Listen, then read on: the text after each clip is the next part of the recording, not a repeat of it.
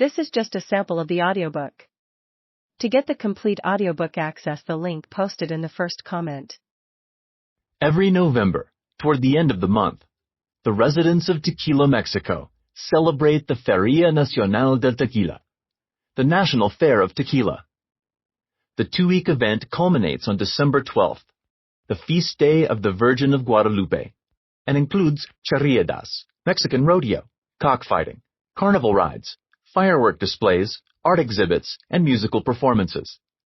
Like most annual fairs, the festivities are marked by the return of family members from other parts of the country in the United States. Preparations begin the week before the festival. The main square is populated with ornate stages, banners are draped on streetlights, and promotional posters are liberally affixed to the doors of small businesses. Once Saturday arrives, street vendors with balloons, cotton candy, and churros set up shop along the perimeter of the large plaza in front of the local Catholic church, St. James the Apostle. As its bells ring every hour on the hour, excitement flows through the streets of the centuries-old town. With the exception of the municipal website, there is little outside publicity for the yearly festival. Even in the nearby state capital, Guadalajara, the nation's second-largest city, located just 45 minutes south, the event goes relatively unnoticed. I arrived to the inaugural parade as floats, marching bands, Aztec dancers, and charros, cowboys, on horseback, started lining up on the pageant route. At the end of the procession, a truck pulled a mid-sized stage, from which Miss Maya Huel and members of her court waved to gathering onlookers.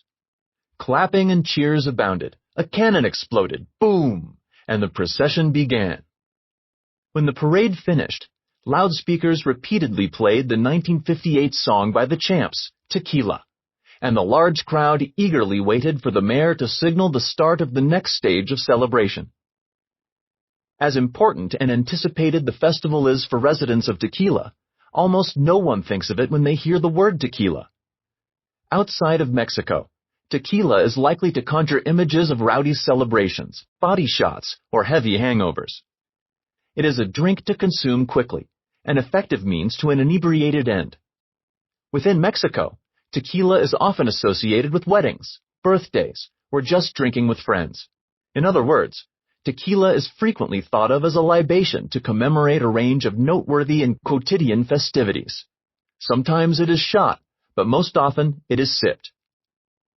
Beyond when and how it is consumed, tequila as a complex cultural commodity is first and foremost about people, and in this case, about the people of Mexico.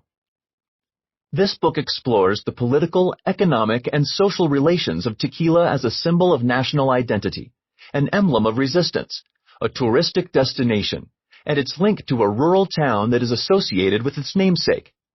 Tequila, like all commodities, is dynamic, active, and relational. It is promoted and interpreted by a diverse range of groups and individuals. Even with its many potential meanings, one association holds true above all others. Tequila is a preeminent marker of lo mexicano, or what is commonly known as Mexicanness.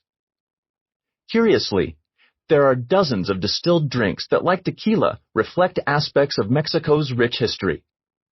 Bacanora from the state of Sonora, Sotol from the state of Chihuahua, Mezcal from Oaxaca and Zacatecas, and Raicilla from Jalisco, to name a few. So what is so special about tequila?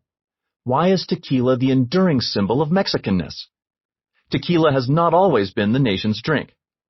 Over the years, tequila manufacturers, consumers, government officials, authors, performers, and movie producers have each strengthened tequila's ties to lo mexicano.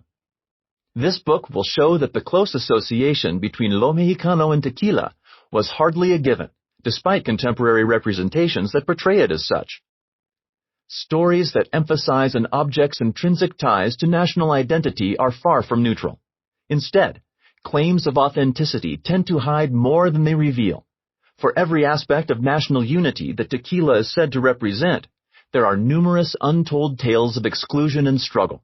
Simply put, over the last 2 centuries, tequila has meant different things to different groups of people. Mexican elites initially dismissed tequila as backward and cheap, preferring instead to drink cognac and other European beverages.